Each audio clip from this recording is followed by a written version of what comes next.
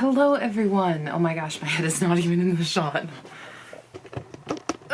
How about that for authentic content?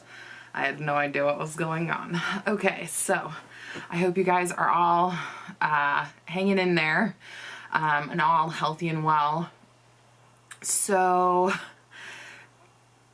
basically I have recorded this a few different times now, but I figured that now is the time to release it because we're going to talk about comfort zones. And no, I am not going to spend the whole video talking about quarantining or social distancing, which I have successfully done for most of my life. So I wanted to talk to you guys about actually your comfort zone, because yes, it kind of ties in. We are spending a lot of time in our homes, which should be our comfort zones. So let's start at the very beginning. So I got my tiny house. We backed it into the backyard and I was very surprised that it fit because it didn't look like it was going to. And the lady hands me the keys and it was like this big moment of like, the keys to your first home. And I was like excited, but I'm also still kind of reeling from watching it go between those two gate markers. And like, I really thought I was going to scrape the whole side of my house off before I even moved in or saw the inside. So she handed me the keys and I was like excited, but again, still processing.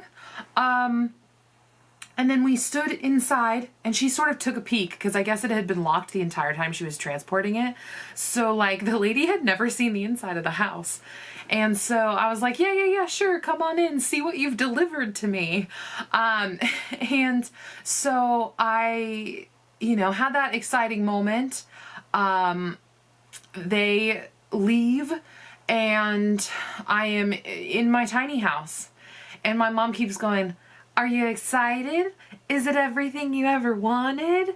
And I'm just sitting there going like, I was excited for like 10 minutes and then I was like already starting to panic of like, oh my gosh, I just sunk my entire life savings into an alternative house.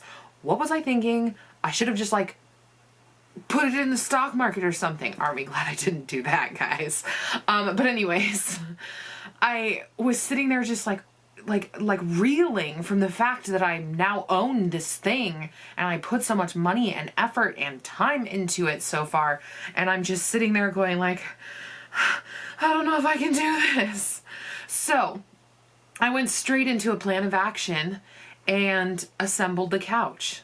And I got the couch in here, which is currently covered in sheets because Mr. Darcy got attacked by a pit bull. And so he has kind of, not cooperated in the bandaging process. So instead of bandaging him, we just bandaged the whole house and hope for the best.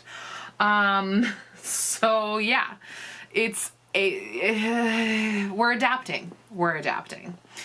So anyways, on the day that it arrived, I assembled the couch. I got it all in here. I went, oh my gosh, this is the couch that sat in my parents' garage for like 4 months. And I finally got to see it like out of the box. I had cut like a little opening into the box so that I could go like, oh, it's so pink and lovely. Someday we'll put you in a house.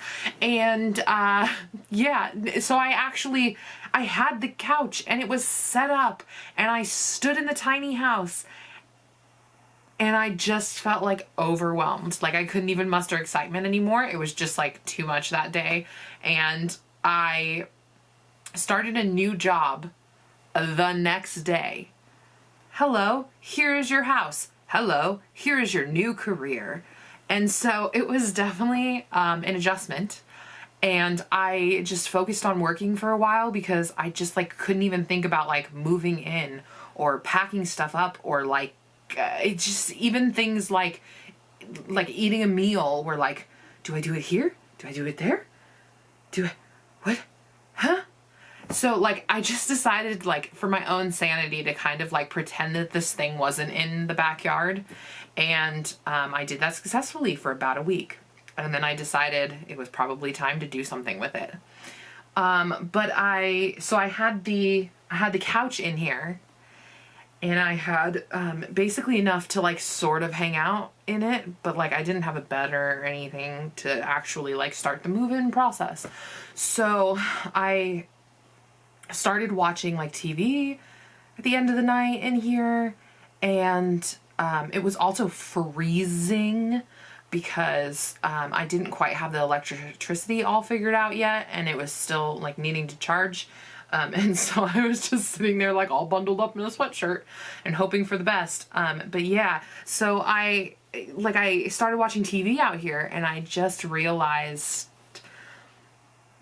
I just wasn't comfortable. Like I didn't feel like I could do that like and sink into the couch. I kind of like sat on the couch and was like, okay, I'm in the tiny house. This is good. This is real good. But there were like, it just was hard to like settle in because I'd spent so many years, like I am fortunate and I have only lived in one house so far as I can remember. Apparently there was one when I was like like an infant in Irvine, but like I don't remember it, so it doesn't really count. The one I remember my entire life has been the one that I lived in before here. So I was just so used to having that like comfort zone that I expected that the next place I moved in and went like, here's my home, we put the stamp on it that says my house, and I expected my comfort zone to come with it. And it just didn't. It was honestly a long time before I really felt at home in my home. I'm sure that may be different for people who like move across the country and don't have their old home to reference constantly. Maybe it's not, but like I was so ready to be just excited, and everyone's going, aren't you loving your new home? And it's just the best experience ever, right? And I'm like, well, I really love it and I really want to be comfortable in it, but I'm not yet. I, of course, didn't tell them that. I told them I was like, it's fabulous and I love everything about it and I'm living the dream. But like inside, I was wondering if I was ever really going to feel comfortable in my house. And if this sort of like unease and nervousness that I felt in it was ever going to like subside. So when I actually started like moving in more too, there was also the anxiety of just sort of feeling like I was going to draw attention. And I mean, it turned out to be an unfounded fear because literally no one cares. Like it's parked in the backyard, people can definitely see it. And I've had like one lady ask me about it and I said, it's just an RV in the back. And so like literally no one cares, but I was sitting there going like, oh my gosh, am I like, is someone going to vandalize this? I don't know. Every time you park something fun, you know, in public view, it seems to draw attention, and yet I don't know, maybe people don't like my house. I like my house, that's all that matters. But yeah, so it took me a little bit of time to get like really comfortable in my house, because in addition to the like, my only house that I've ever known is no longer my home, and I had the, is somebody gonna notice my house and like vandalize it or break in or just ask too many questions or pay too much attention to me because I kind of want to fly under the radar, people. That was, of course, pre-vlog where I put everything on the internet. But yeah, I really was wondering, like, is this going to solicit negative attention? And I guess I was just paranoid about that for a while. But really, like, the moment I started to relax is the moment I gave myself permission to feel whatever I was feeling about the house. Like, it might be anxiety, but you know what? You gotta just feel it and work through it. And honestly, as soon as I actually gave myself permission to not be excited for a second and not try to fake that, oh, I'm so happy in my house feeling that I thought everyone wanted from me, then I actually did like go, well, yeah, I can just relax in here. And I started to kind of customize it and make it really comfortable for myself. I threw myself into like setting it up, and I would say it drastically changed the way that I enjoy my house, because it was no longer I need to enjoy my house the way people expect me to, but it's let's see what I can enjoy just by being here and in the moment and feeling what I feel. And if it's anxiety, then process it. If it's excitement, be excited.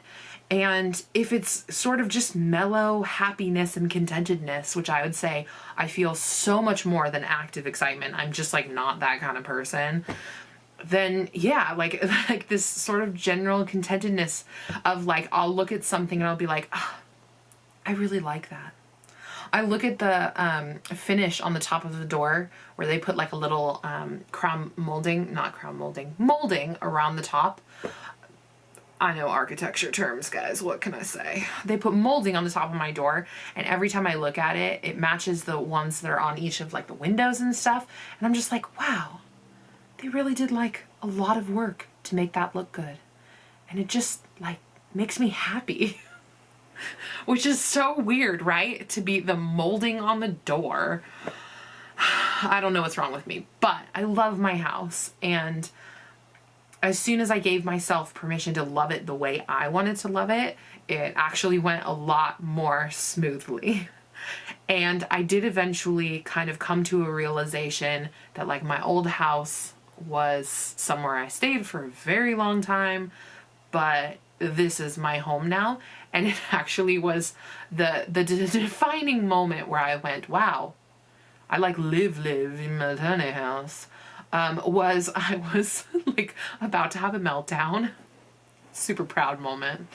And I'm like looking for a place where I can just like cry for just a second. Like sometimes you just need it. And I go into my old bedroom and there's crap all over the bed.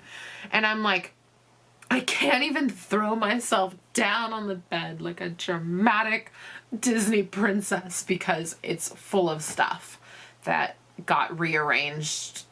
I don't even remember when, like the holidays or something. It was crazy.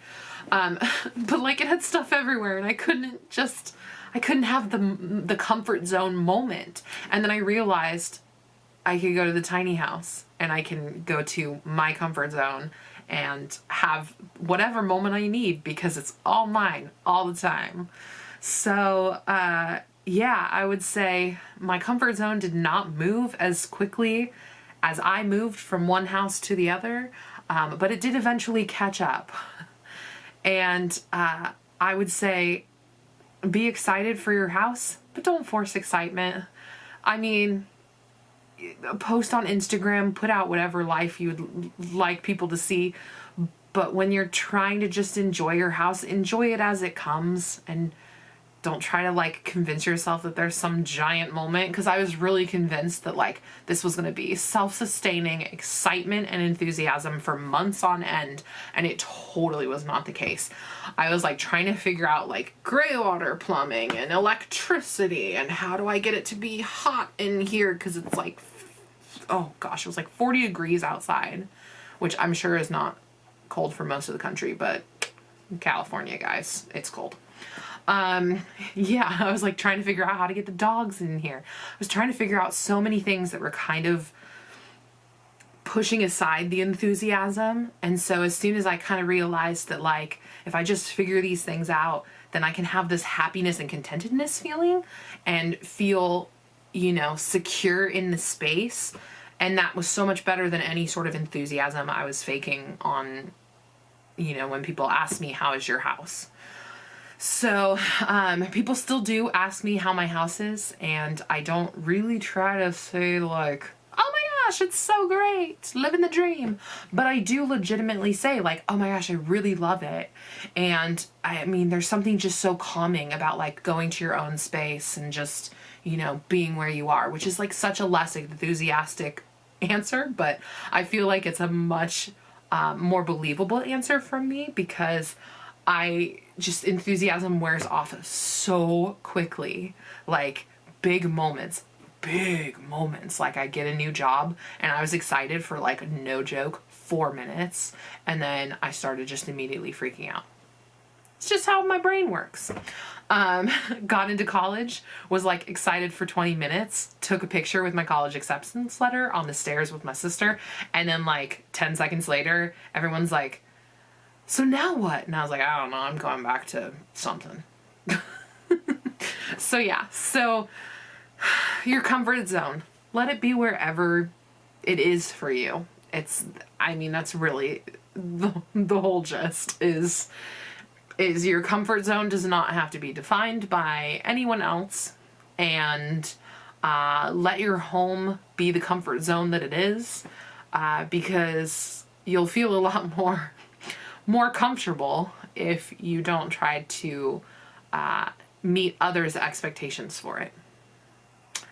So that's basically it. I know I got way more philosophical than I had planned on, but it was a great story about getting my tiny house and freaking out, right? And then putting in the couch. Good times. So if you guys are not already subscribed to my channel, you should be. It's great stuff. You can subscribe on YouTube, Pink Tiny House, or you can follow me on Instagram at Pink Tiny House, or you can go to my blog and you can subscribe there and get great exclusive content, because I do upload to YouTube, but I also add some other tidbits to the blog posts that I usually just forgot to mention in the video. So you can go there. Every time I film, my cuckoo clock goes off, no matter what.